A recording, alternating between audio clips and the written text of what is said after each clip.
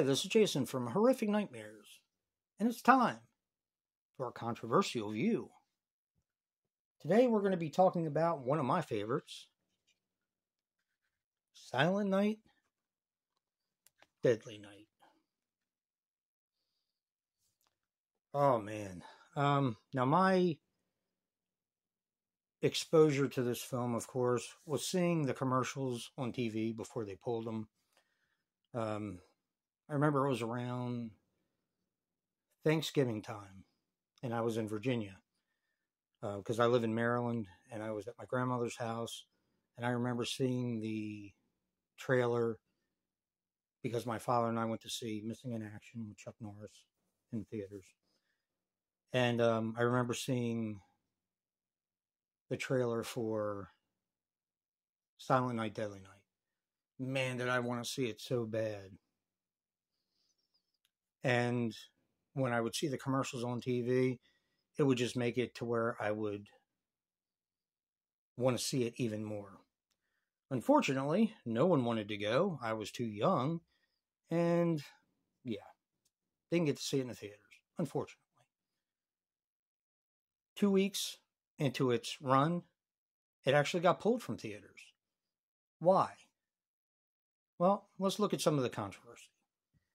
Now, if you buy this Scream Factory Collector's Edition, which has the uncut version and the cut version, it does port over from the original Anchor Bay, the Stocking Full of Controversy, which is a short where it tells you all the people that wrote in to TriStar in order to get the film pulled from distribution. Many people, including Siskel and Ebert, outed the producers, the directors, and the distributors in order to shame them for making this film. Donahue, which was a popular talk show at the time during the day, devoted an entire hour to talking about Silent Night, Deadly Night and what this was doing to our youth. Oh no! So what was the controversy behind it? Well, you had a coalition that actually came together because of this film. And it was the Citizens for Movie Madness, if I remember correctly. And there was also another one called Mothers Against Movie Madness. And what they did was they protested, they wrote letters, they did everything they could to get this movie pulled from theaters. And you know what? They were successful. But not before this movie grossing over $1 million in the theaters, which doesn't sound like much nowadays, but for only being in the theater 2 weeks, wow.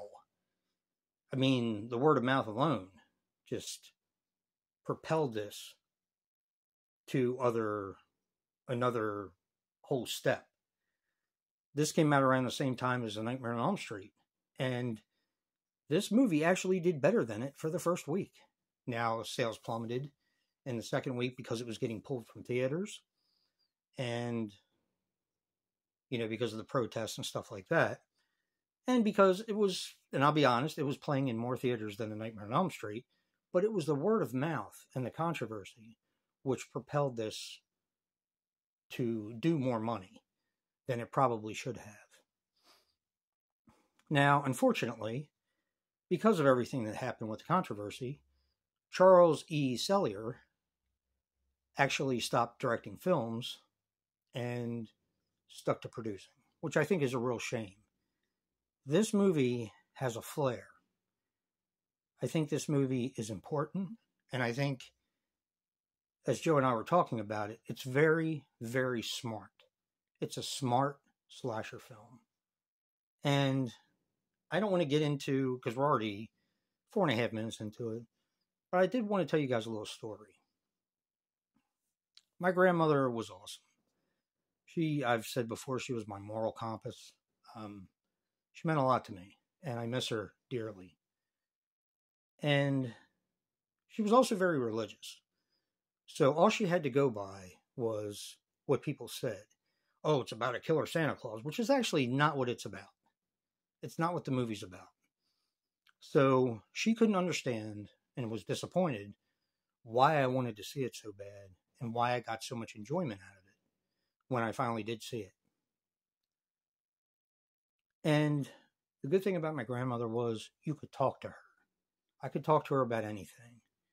And it wasn't just, no, that's not the way it is. This is the way it is. I could actually talk to her and have a conversation. And that was important for me growing up. So when I explained to her, and she actually did watch a little bit of this with me, she didn't like the film, which I grant, it wasn't her type of film, granted. But when I sat down and explained to her what the movie was about, how it wasn't just about a killer Santa Claus, and of course, this is what made everyone go crazy at the time. Oh, he gives the little girl a box cutter for Christmas. Come on.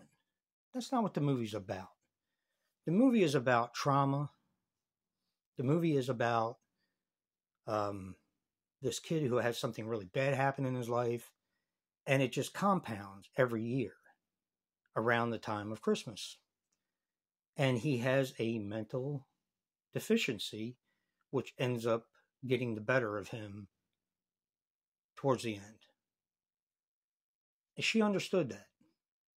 Granted, she still didn't like the movie. Don't get me wrong.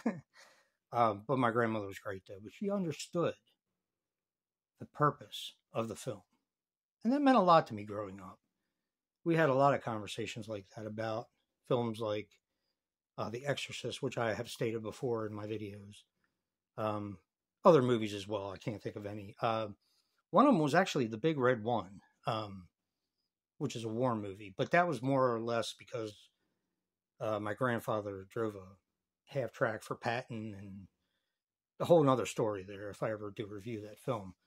But, we talked about a lot of stuff, and it was just being able to get through to her for something that was so negative.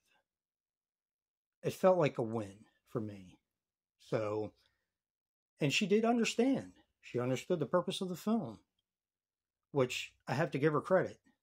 Most people didn't even take the time to bother. So, yeah, little story there. Silent Night, Deadly Night has always been one of my favorite slasher movies, especially around Christmas time. I'm sure it's probably in my top 20 somewhere, but it's just a fantastic film. It's done so well, and I love it. Don't forget to check out Joe's controversial view for Silent Night, Deadly Night. Merry Christmas, everyone. Peace.